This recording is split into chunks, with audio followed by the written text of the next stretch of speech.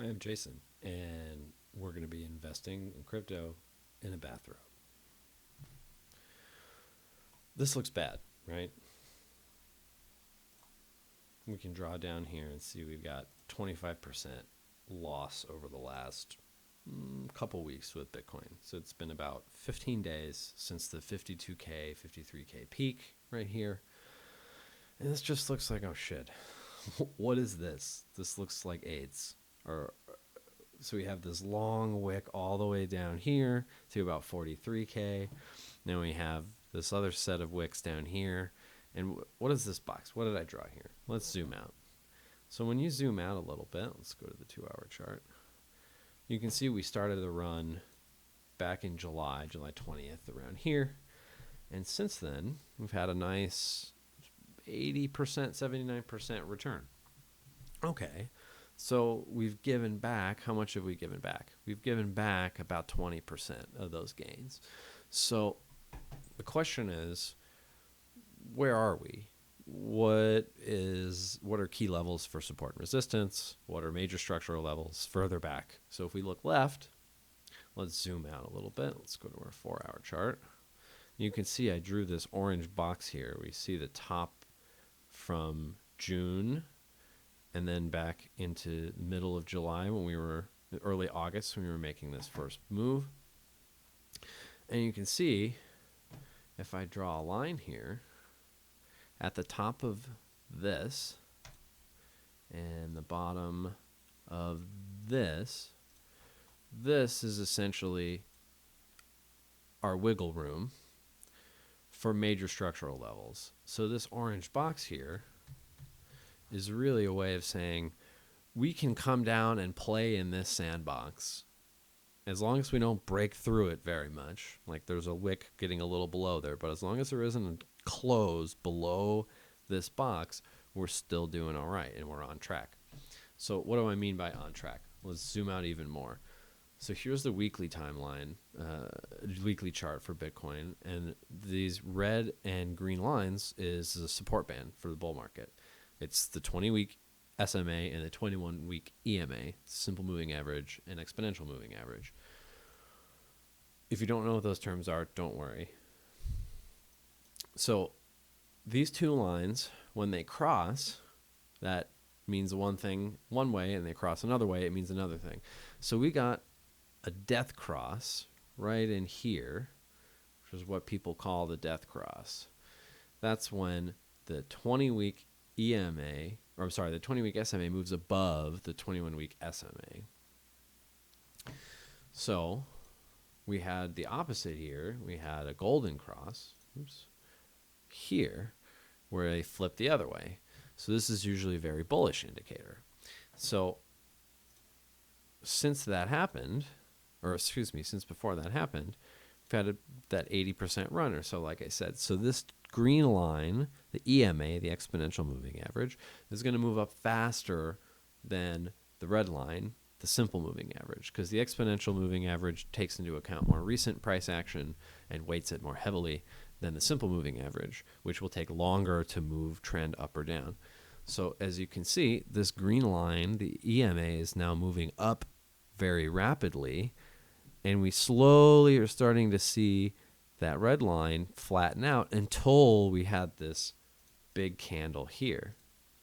So we said that we lost that 25% or so. So now the SMA is continuing to move down. The EMA is starting to flatten out. And so we've got this narrow little window to play with. And so if you zoom out and go back in history, what we like to see going into a bull market is seeing Bitcoin, or a big move, seeing Bitcoin be able to come and test the support band and hold it at support. So you could see, let me go back here. So let's go to the 2016 cycle. You can see this whole run, we just kept testing and testing, one more test, until we finally flirted with it and then broke under, and we're trying to get back above it. But then we could say this is really a bear market or accumulation phase as soon as we move below the support band. So Bitcoin, let's say it had a very impressive 8,500% gain over 840 days, 3 or so years on this move. And then over the period of, how many?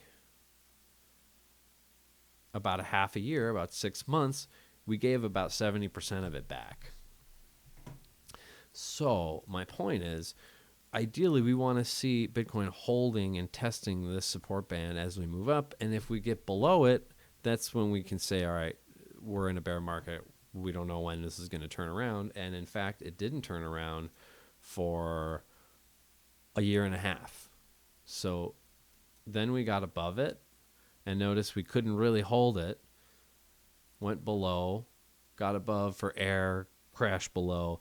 And this is when we can really say this was the end of the last bear market, the beginning of this next bull market. It was right when we get above the 20 week. So now we've tested here on the way up, our most recent run up to 64K. That was a nice 1,500% return. That's very nice, 16x. But if you didn't lock those profits in, you gave back about half of that on the May crash. So where we are now, it looks like something like this could play out. Where's my path? So it looks like we could come back, retest here before moving back up to all-time highs, as we've seen something like that happen before. Like where we come down, retest, hold it, get above it, and come sustain a test above the support band. Okay. So I think when we zoom back in here, we've got a lot of wiggle room, because that key level of about 40K, we're still trending above. So I would say watch out for around 40K. If we get much below 40K, for a sustained period of time below the support band, like if we start doing something like this and consolidate sideways for a while, we're just kicking the can down the road a couple months. So maybe this will push us into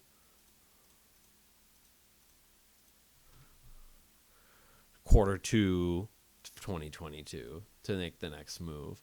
But if that doesn't happen and we stay here and continue to test, this would be the most bullish scenario. It's being able to test the support band, keeping and come back to it, and then lift off. But it's very possible we're in a bear trap and we come back down first before we either go up to all-time highs, or we go back down to some other previous level of support. So either way, you're going to be DCAing into Bitcoin, because it will pull everything with it.